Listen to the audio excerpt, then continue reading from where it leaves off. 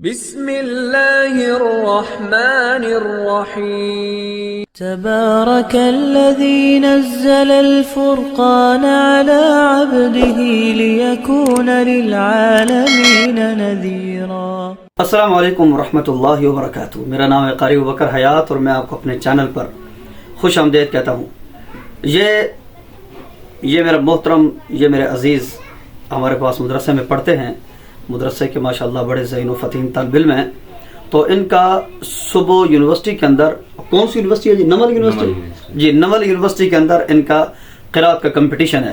تو ابھی ہم اس کی تیاری کرنے لگے تھے، تو تقریباً کوئی زیادہ سے زیادہ کوئی 10 منٹ لگنے ہیں۔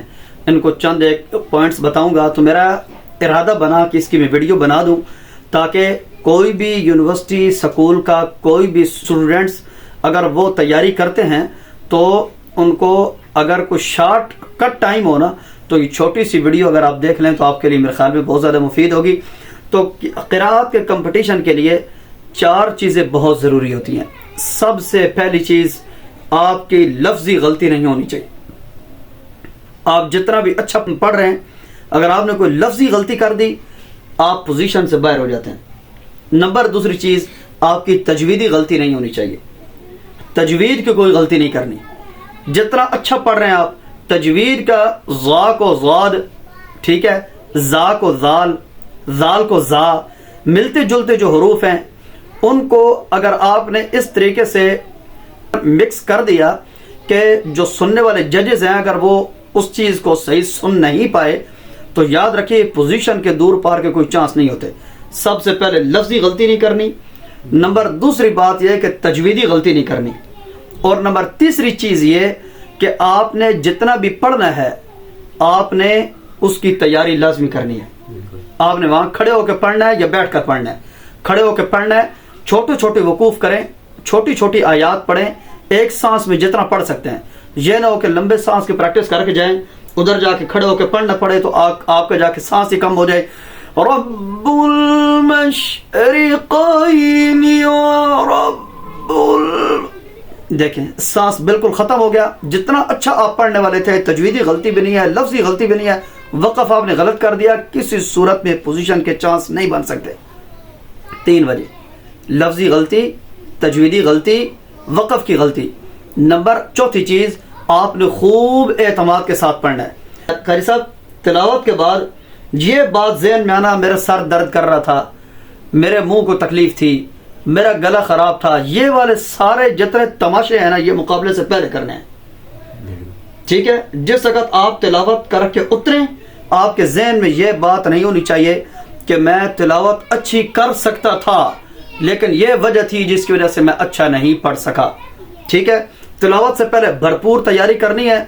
اس کے بعد اگر آپ کے مقابلے کا کوئی بندہ میدان میں اتر آتا ہے تو یاد رکھیے پھر ان نصیب یصیب، ٹھیک ہے؟ لیکن آپ نے اپنی صلاحیت کو اجاگر کرنا ہے۔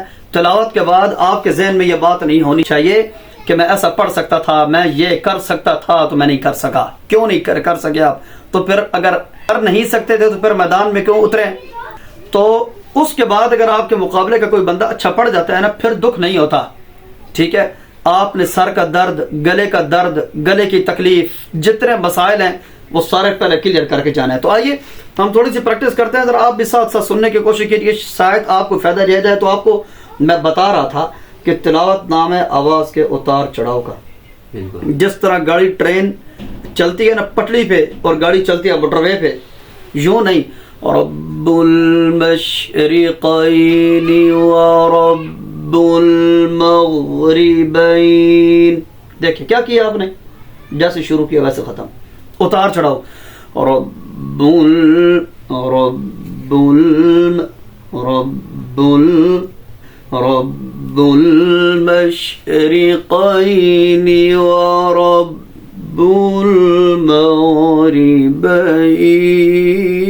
المغربین، ٹھیک ہے؟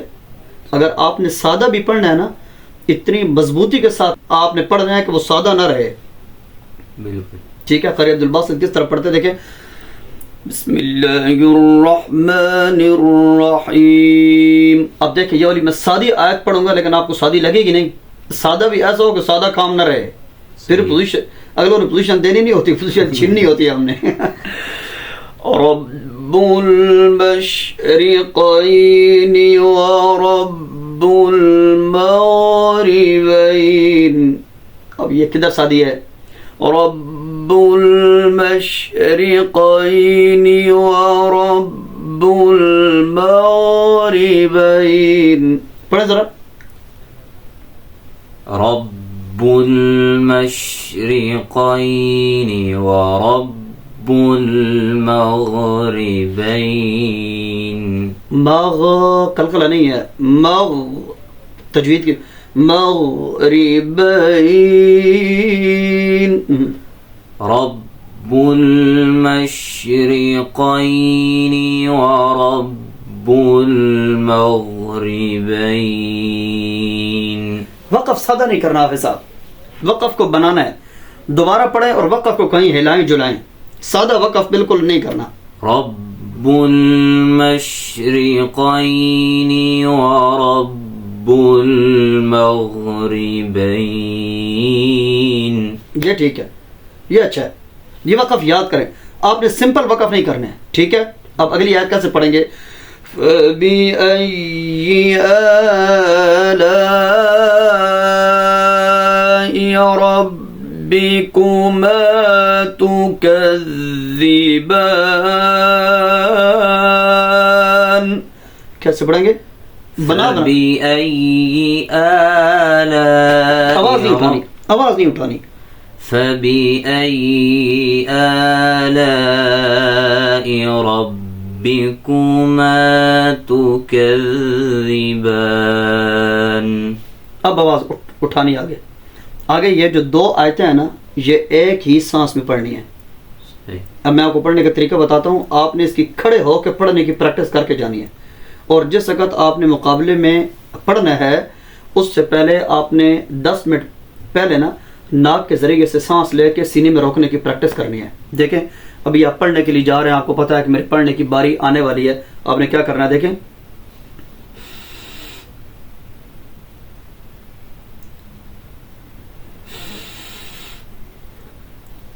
کہ تاکہ پڑھنے سے پہلے آپ کا سینہ، آپ کا معدہ پڑھنے کے لیے تیار ہو جائے.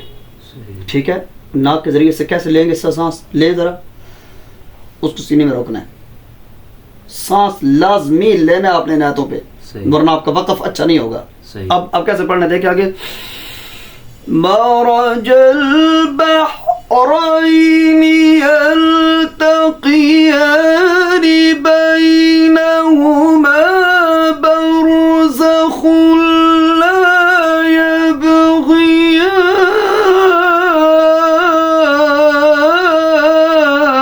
یہ دیکھیں، یہ وقف مشکل ہے. میں نے اگرچہ پڑھ کے بتایا، آپ اپنے حساب سے پڑھیں گے. میرا گلا تھوڑا ڈسٹرب ہے اور وقف تھوڑا سا مشکل ہے، لیکن آپ اپنے حساب سے ادھر سے آپ نے آیت کو اٹھانا ہے، جم کے وقف کرنا ہے. آپ نے کیسے پڑھیں گے؟ ذرا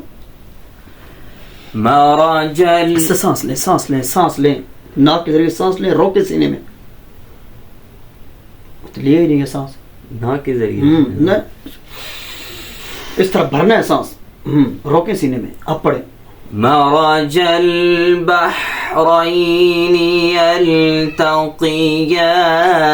بينهما برزخ لا يبغيان.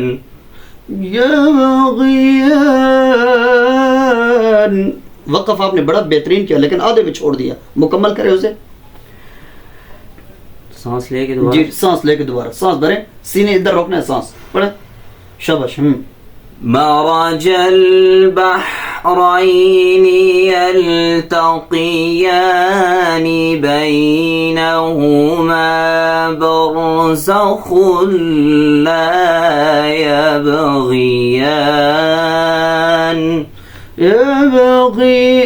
یبغیان.